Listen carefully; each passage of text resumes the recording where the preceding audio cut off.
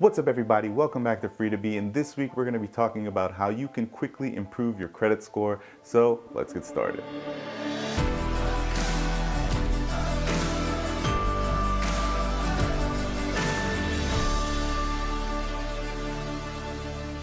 Alright, now before we get started, as always, if you're new to the channel, go ahead and click the subscribe button for me down below. It's completely free to you and means a lot to me.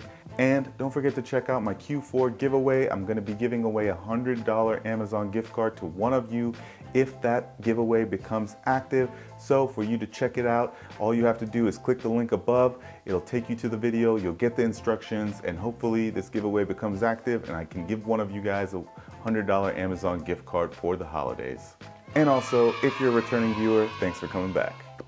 All right guys, so a credit score is one of those indicators that just ties to us for our entire lives. It's one of those things that people judge us on. It's one of those things that determine our eligibility for loans from financial institutions and sometimes jobs and things like this. So it's really important to understand your credit score and improve it to make sure that it is the best it can be. And honestly, there's really just like a few things you can do to quickly improve it, and we're gonna go over those right now. Okay, so the first thing you're gonna wanna do is get a copy of your credit report. Now this is something we can do for free online. There's tons of different places you can get it. So make sure you do some research and pull your credit report. It's a completely free service from most of these legitimate sources, so you don't have to pay for it. You're entitled to get one free credit report a year. So make sure you pull that report and save it to your computer. Now, once you have it saved, what you're gonna wanna do is review that and make sure there's no discrepancies with your own records and what's captured on that report. So for example, if you've always paid your debt on time and you notice that there's some late payment notifications that have dinged your credit, you can dispute those by basically writing in and submitting a dispute claim, and it'll detail how to do that on the report. So you're gonna wanna look for that. You're gonna wanna look for any debt that really isn't yours, that's been misclassified or incorrectly assigned to you, and you're gonna wanna dispute those things. You're basically gonna look through that entire report, check for errors, and any of them that you find that will really help improve your situation, you're gonna wanna dispute those or contest those records and make sure that your report is accurate. That's the first step, and that's probably the most important step. So the next thing you're gonna wanna do is figure out your credit card utilization rate. Now your utilization rate is how much you're using that credit card or that pool of debt that you have. So for example, if you have $10,000 of debt available to you, credit card debt specifically, and you use $5,000 of that debt a month, your utilization rate is 50%. Likewise, if you're using all $10,000, then that utilization rate shoots up to 100%. Now, most people, figure that the best utilization rate to stay under is about 30%, and I agree, with the exception of if you cannot afford to pay that balance in full at the end of the month, your utilization rate should be then adjusted lower to that. So if you have $2,000 in the bank and you have $10,000 worth of credit, just because you can spend up to that 30%, the $3,000, doesn't mean you should, because you only have $2,000 in the bank that would be then used to pay off that credit card. But if you use $3,000, you'd be at the 30%, which sounds like it's a good place to be, but you would only then pay off 20% of that.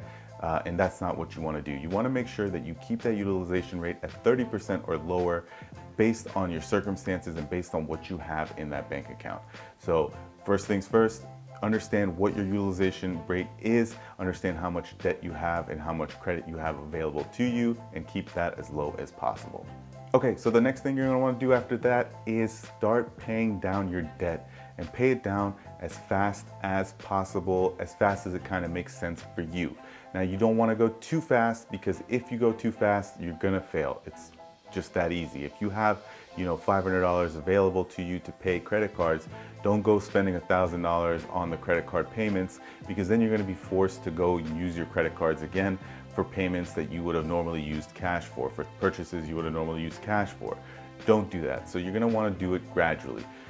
It sounds kind of a little bit counterintuitive, but start with the minimum payments, which is not where you want to end up in. You want to end up paying double the minimum payment.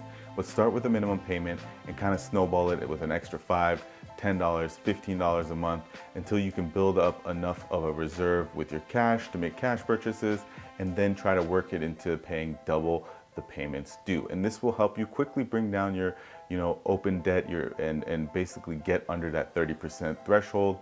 So start slow, but then build it up quickly to double the minimum payment. That's where you want to be. Now, the next thing you're gonna wanna do is reach out to the credit card companies and see if you can lower your interest rate and raise your balance.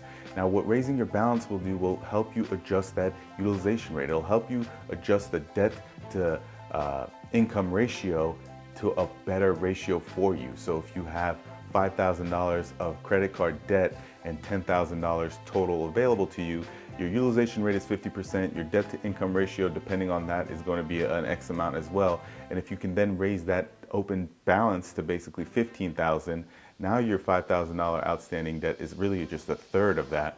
So you're going to want to reach out to these credit card companies to see if you can increase your balance. Now, you should be careful, because just because you get higher balances doesn't mean you should go out there and spend more money on a monthly basis. This is really just to help you boost your credit score pretty quickly, and that's one of the ways you can do it, is by calling out or reaching out to the credit card company and seeing if you can raise your balance. And finally, don't get discouraged. It does take time to improve your credit score. It's not like, fixing your credit score quickly doesn't mean you're gonna fix it overnight. It will take up to a month, but it's not uncommon, if you follow these steps, that your credit score could boost 20, 30 points in a month. So make sure you're following these steps and you're paying down your credit card as much as you can, and you're increasing your limits and you're spending on them a lot less. You're utilizing them as little as possible, so that you can improve your credit score within a 1 month, 2 month window.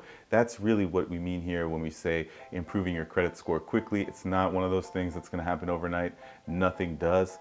You're going to have to work at it, but just don't be discouraged, okay? You're going to see progress, and it'll slowly build up to better and quicker progress as time goes on. So keep with it and you'll get to where you want to be.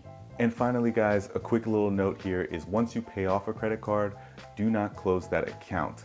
Now, that seems a little counterintuitive, but your credit score is really determined by a lot of factors, and one of those factors is how long you've had certain accounts open for, what their balances are.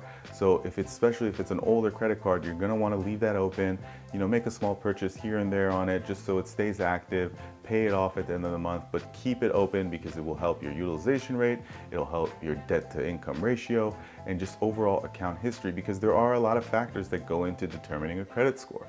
And if you guys want to see a video on the different factors that go into a credit score, make sure you let me know in the comments down below, and I'll definitely put out a video about that in the future. Alright guys, well, that's all I had for this week. If you like this video, don't forget to give me a thumbs up. Let me know what you thought in the comment section down below, and don't forget to check out the $100 giveaway, which I've linked down in the description below. Make sure you check that out, and we'll see you next time.